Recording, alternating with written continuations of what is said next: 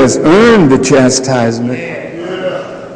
Jesus said there would be wars and rumors of wars, earthquakes in divers places, famine, pestilence. And this is just the beginning of sorrows. And the book said, had not that time been shortened for his elect's sake, no soul would be left alive on the earth. Now you and I and we have entered a time of trouble. Like there never was since there was a time and a nation. You can read about our actions in the scriptures. For the prophets said that we would be just like we are. And if we don't make a change, we will suffer a terrible, terrible chastisement from God. So America has entered that time of trouble. It says in that time Michael, the archangel, would rise to stand for his people. I was sitting one day with the messenger, the Honorable Elijah Muhammad, and I reported something to him at the table with some of his laborers. And he knocked on some glass, and he wanted them to listen to what God had shown me in an out-of-the-body experience of the Pope of Rome. And when I finished, he said to me, brother, God has shown you the mind of his and my worst enemy. And then he asked, brother, did you know that you were an angel? I said, no, sir, dear apostle. Well, what is an angel?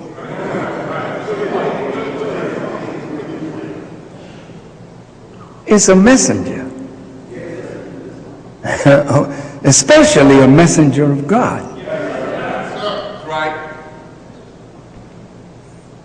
The Bible tells us to be careful how we entertain strangers.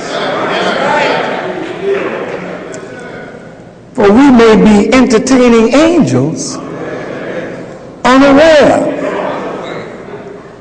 So angels are human beings like yourself.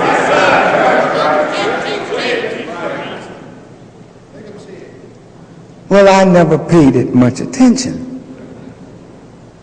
You know, he says things, you listen and you're frightened by what he says, and you run from it until you run into it.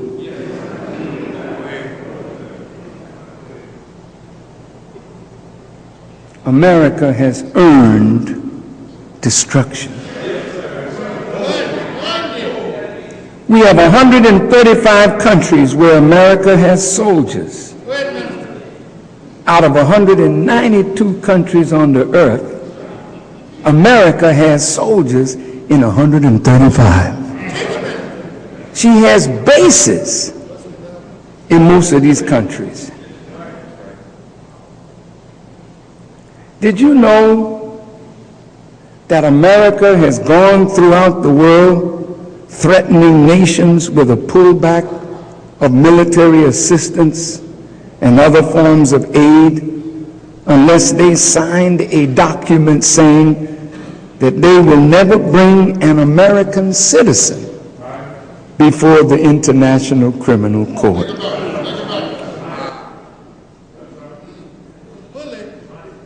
Almost 90 nations have signed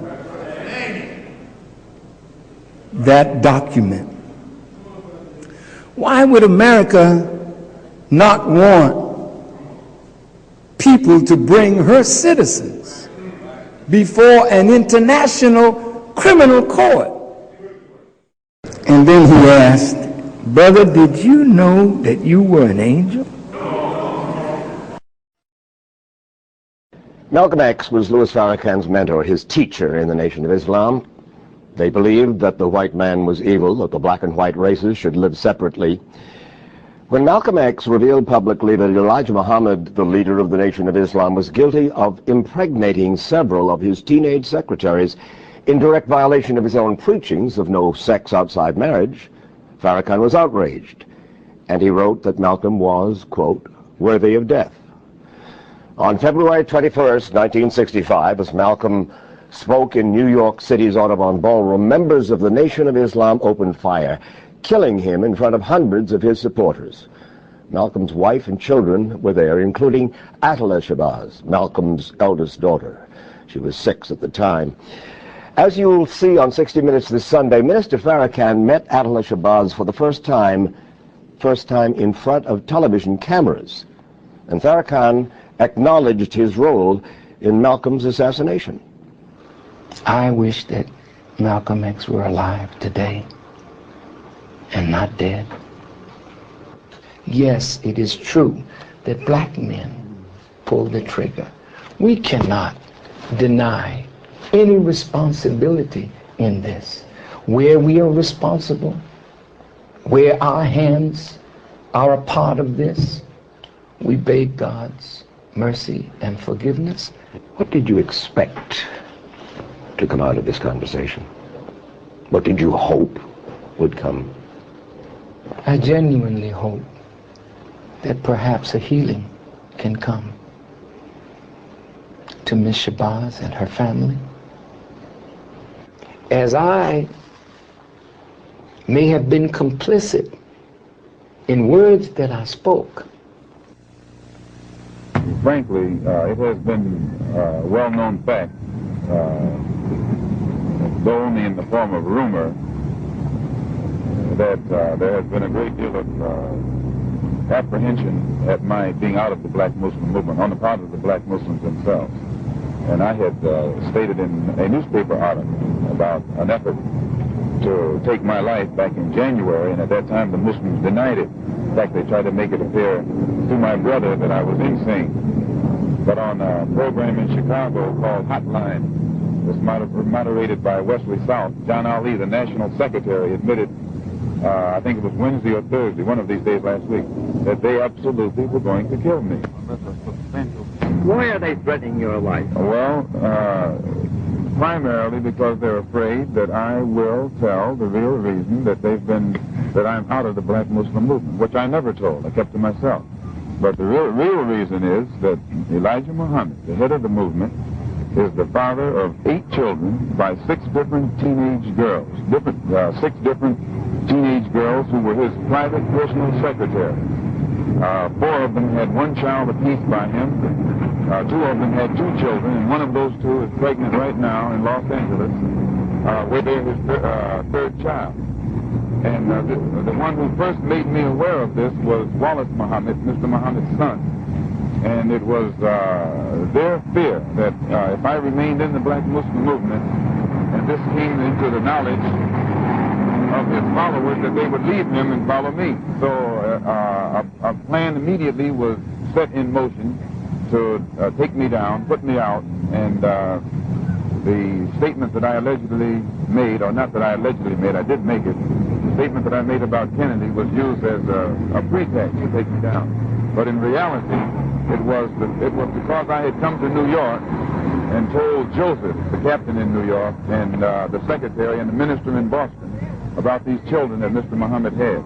And it was that right there was the real reason for my being out of the movement.